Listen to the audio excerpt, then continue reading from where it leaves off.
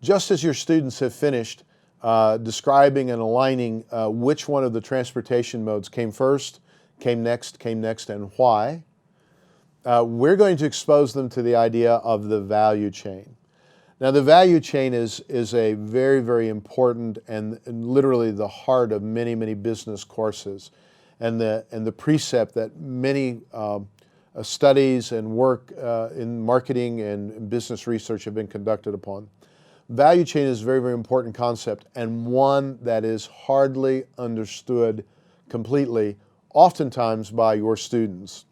For instance, when looking at the offerings of the store, and let's go back to an example that we used previously, the boxes of dry cereal that we compared the boxes to and the value of and the quantities of.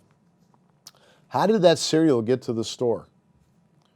Well, most people can explain that. It came in the truck, or it came in the lorry and it was delivered to the store, and the store then unboxed it and put it up on the shelf. Oh, very good. How did it get to the store? Well, it came in a truck. Okay, how did it get on the truck? Oh, I don't know. Came from the cereal factory. No, not at first. And then we have the opportunity again to explain the idea of value chain. The idea and the exercise that's provided within the Marketplace Literacy material of arranging these pictures. One example is of the fruit production, the apple production. What comes first? What's first in the value chain? Where does the customer fit into that value chain at?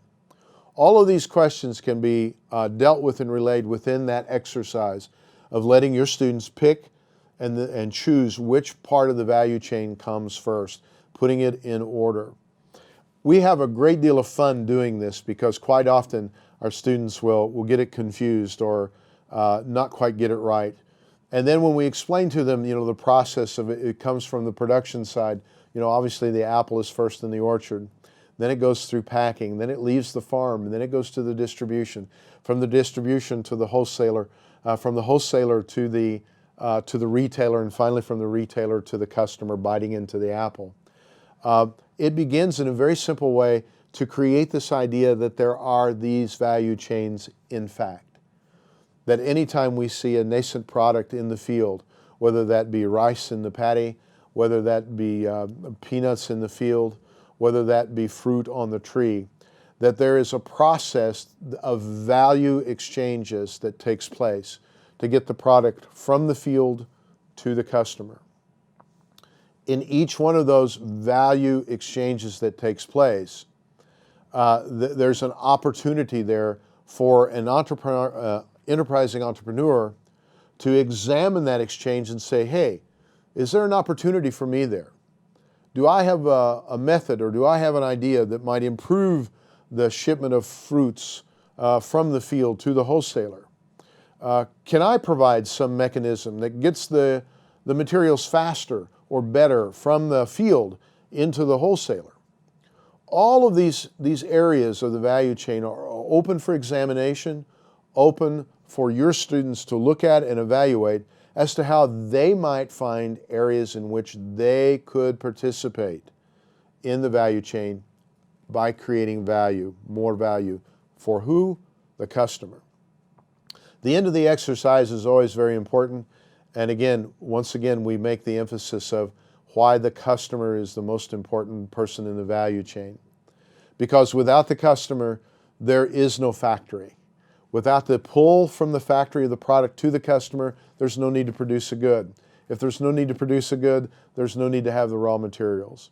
So again, the idea of the customer being the focus of the business activity is a very, very important concept, one that you need to be sure your students thoroughly understand and can conceptualize at this point.